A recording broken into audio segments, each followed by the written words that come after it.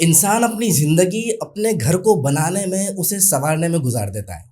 क्योंकि उसको पता होता है कि ये जो मेरा घर है ना घर, यही मेरी जन्नत है दुनिया के अंदर। बाहर से कितना ही थका-हारा आऊँ, परेशान हूँ, झंझटें, लड़ाई, ये ट्रैफ़िक, पू-पा, पी और इतना कुछ मामलात, लेकिन घर में आता हूँ तो एक सुकून वाला माहौल होता है, फ़रहत होती है, खुशी होती है। हर चीज़ कम्फ़र्ट ज़ोन में होती है, हर एक के अपने-अपने एतबार से। चाहे वो हाउसवाइफ़ हो, वो भी जब घर के काम-वाम करती है, अपने घर को सँवारती है, सँभालती है, सजाती है, सब कुछ करती है, उसके बाद उसको एक बड़ा सुकून मिलता है साफ़-सुथरे घर के अंदर, अच्छे से घर के अंदर। कभी घर की कोई डेकोरेशन, कभी कोई मामला, कभी कोई कुछ। मर्द जो है ना वो बाहर की मेहनत मज़दूरी करके आ रहा होता है। वो ख़वातीन जो बाहर काम किया करती हैं, उनके लिए भी घर एक जन्नत की तरह होता है, क्योंकि वहीं तो सुकून मिलेगा ना। लेकिन याद रखिए जो घर है ना घर, उसकी ज़ीनत, उसका सँवरना, उसकी खूबसूरती, उसका अमन, उसका सुकून, ये सिर्फ़ दरो-दीवार से नहीं होता। ये सिर्फ़ बेहतरीन बेड, सोफ़े, डेकोरेशन से नहीं होता। घर का जन्नत होना इसमें रहने वाले लोगों के आपस के अमन, आपस में मोहब्बत, भाईचारगी, कि सामने वाले की छोटी से छोटी बात को इग्नोर कर देना, किसी के वीक पॉइंट को छोड़ देना, कोई किसी से कोई अनबन हो गई तो उसको फ़ौरन माफ़ कर देना। यानी इग्नोर करना, मोहब्बत देना, सामने वाले को प्यार देना, इस चीज़ का नाम घर की जन्नत है। यही चीज़ घर को चार चाँद लगा देता है। सिर्फ़ पैसे से सब कुछ नहीं होता, मैं जानता हूँ, यकीन कीजिए। बड़े-बड़े बैंगलों में रहने वाले लोग जिनके पास पैसे की कोई कमी नहीं है, लेकिन उनका कहना ये है कि हमारे लिए घर कैद खाने की तरह है। अरे भाई! यार, मतलब कौन-सी अय्याशी है जो तुम घर के अंदर नहीं कर सकते? अय्याशी से मुराद बुरी अय्याशी नहीं, यानी कौन-सी आसाइश तुम्हारे घर के अंदर नहीं है? लेकिन बस कह रहे हैं कैद खाना है यार, अजीब नफ़रत है हमें, मतलब बाप को बच्चे समझ में नहीं आ रहे हैं, बच्चे को बाप समझ में नहीं आ रहा। नहीं, एक अजीब कैफ़ियत है। बीवी चाहती है कि शौहर से किसी तरह जान छुड़ाए, शौहर चाह रहा है यार इससे मेरी जान छुड़े, तलाक हो जाए, यानी टूट-फूट, तितर-बितर बिखर जाएँ हम। और मैं ऐसे घर वालों को भी जानता हूँ कि यकीन करें आप, 2 कमरों में 8-10 अफ़राद रहते हैं। 2 कमरों में 7-8 अफ़राद तकरीबन, और उनकी चेहरों की मुस्कुराहट, उनकी ज़िंदगी का चैन, सुकून, ऐसा लगता है कि जैसे क्या कमाल है। लेकिन आप देखें 2 कमरों के अंदर वो ज़िंदगी गुज़र रही है उनकी। असल में साथ में मोहब्बत है, प्यार है। देखिए ज़िंदगी का हुस्न ही है कि किसी के लिए यही घर हकीकत में जो जन्नत है दुनिया की, किसी के लिए यही घर कैद खाना बना हुआ है, दोज़ख बना हुआ है, जहन्नम बना हुआ है। दिल यानी घर में दिल ही नहीं लगता। मर्द काम पे से आया, बाहर दफ़ा हो जाऊँ, बाहर जो है ना चाय के होटल आज क्यों आबाद है?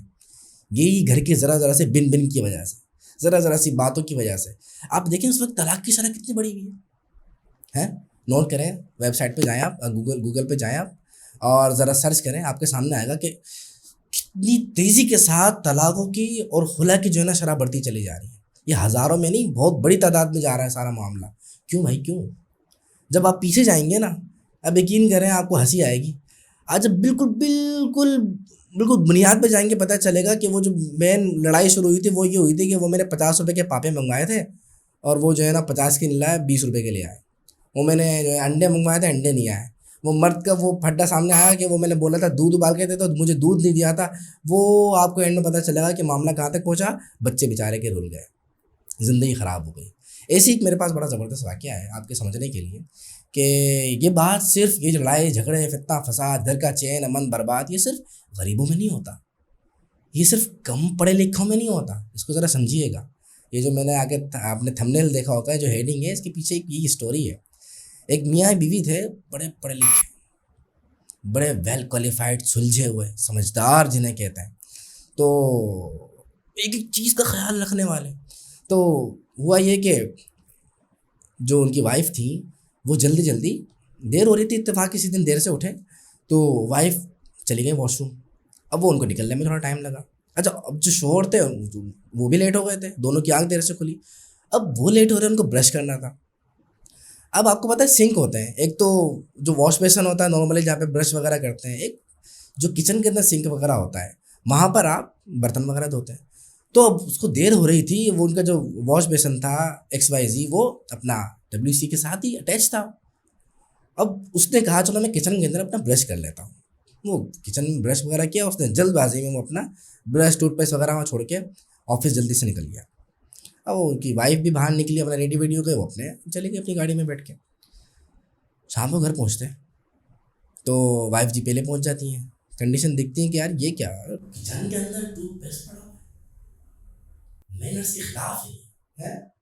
शोर आता है तो कहते हैं आपको आपको तमीज़ नहीं है, आपको मैनर्स नहीं है, आपको ये नहीं है और वो नहीं है, आपने टूथ ब्रश और टूथ जो टूथपेस्ट है उसको आपने वहाँ कैसे किचन के अंदर कैसे रख दिया, ये वहाँ रखने की जगह ही नहीं है इसकी, वहाँ जगह यानी घर बन गया ऑफिस। भाई ठीक है, एथिक्स होते हैं, मैनर्स होते हैं, हर चीज़ अपनी जगह पे होनी चाहिए, लेकिन यार हर वक्त तो ऑफिस थोड़ी होता है, घर को कंपनी बना दोगे, ऑफिस बना दोगे यार, तो बंदा रहेगा कहाँ सुकून से फिर, घर में भी यूं रहेगा बिल्कुल फौजी बन के, तो जिंदगी फिर कहाँ का फुटपाथ तो गुजारेगा क्या। बहरहाल अब वो यूं वो समझा रहा है कि देखिए देर हो रही थी, असल में आपको भी पता था, आप वॉशरूम में थी, आपको भी निकलने में देर हो रही थी, आपको इमरजेंसी थी, लेकिन मैं आपको पता है आपसे पहले मैं जाता हूँ, इसलिए मैं नहीं नहीं वो होते होते जब बात बढ़ी तो शोहर ने भी तू मैं शुरू की, बीवी ने भी, बात बन नहीं पाई, यहाँ तक के मामला आपको हैरत होगी तलाक तक पहुँच गया। और वेल क्वालिफाइड सुलझे हुए समझदार जिनकी लोग मिसालें देते थे, दोनों के अंदर तलाक हो गई। जब बात एक समझदार शख्स के पास पहुंची और उसके सारी कहानी सुनाएंगे, वो बड़ा हैरान हुआ, अरे यार हैरत की बात है, यार हम तो समझे थे यार जो चलो इतने पढ़े लिखे लोग नहीं होते उनके साथ होता है, ये इतनी सी बात पे यार ये तलाक़ें होती हैं, रीज़न भी होते हैं, लेकिन इस बात पे तलाक यार अकल से पैदल। फिर उसको बताया गया कि वो दोनों जो ना PhD किए हुए थे, शोहर भी PhD था और बीवी भी PhD थी। उसने कहा हाँ वाकई वो PhD थे, वाकई वो PhD थे। तो जो उनको बता रहा था ना उसने कहा यार वाकई PhD थे, क्या मतलब, हाँ वो PhD थे। कह रहे नहीं तुम्हारा वाला PhD अलग है, मेरा PhD अलग है। कहा कौन सा PhD आपका अलग है। कहने लगे PhD फिरा हुआ दिमाग, P फॉर फिरा, H फॉर हुआ और D फॉर दिमाग। तो वाकई PhD थे, फिरा हुआ दिमाग था और इसमें बड़ी PhD कर रखी थी, उनको इतनी सी बात समझ में नहीं आई और कर दिया। तो यकीन करें हमारे घर में छोटी छोटी सी बातें होती हैं जिनको हम इग्नोर करके बहुत आगे तक जा सकते हैं, लेकिन वो इतनी सी बात पकड़ के, सास बहू की इतनी सी बात पकड़ के जो दुर्गट बनाती है कि यकीन करें तरस आता है बेचारी पे, जो बेचारा सब कुछ घर बार छोड़ के इधर आई है, हाथ बंदा पकड़ ले। और ऐसा भी बेचारी सासें इतनी अच्छी हैं, बहू ऐसी मतलब खनास कहें क्या कहें, वो इतनी सी बात पकड़ के उसको पतंगड़ बनाती है, बेचारी सास की सारी जिंदगी की मेहनत वेहनत सब एक तरफ उसको पकड़ के ऐसा लेके आती है कि सास पे रहम आता है कि यार बेचारी क्या, यानी अजीब यार। प्लीज़ खुदा के वास्ते ऐसा ना करें, घर में भी ऐसा करेंगे तो फिर रहेंगे कहाँ, कहाँ जाएंगे। इतनी सी तो ज़िंदगी है और इतना सही तो घर है जहाँ पे सुकून मिलता है।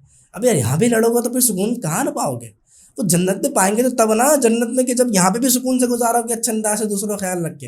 अगर ये जन्नत में सुकून से रहेंगे, यहाँ तक तो जीना आराम किया हो, ना बड़ा को बख्शा, ना छोटे को बख्शा, ना किसी और को बख्शा। तो छोटी छोटी बातों को इग्नोर करें। घर सिर्फ दीवारों से नहीं संवरते हैं, डेकोरेशन से नहीं संवरते हैं। घर जो है ना, घर वो इग्नोर करने से, मोहब्बत देने से और छोटी मोटी बातों को दबा देने से, माफ़ कर देने से संभलते हैं, संवरते हैं और आगे बढ़ते हैं। मुझे उम्मीद है बात समझ में आई होगी और हो सकता है भाई ये बात सुन के किसी का बच्चे जो है ना वो अपने जिसे कहते हैं उनका फ्यूचर ख़राब होने से बचा होगा। अगर ऐसी बात है इस वीडियो को शेयर कीजिएगा, अपना ख्याल रखिएगा। अस्सलाम वालेकुम।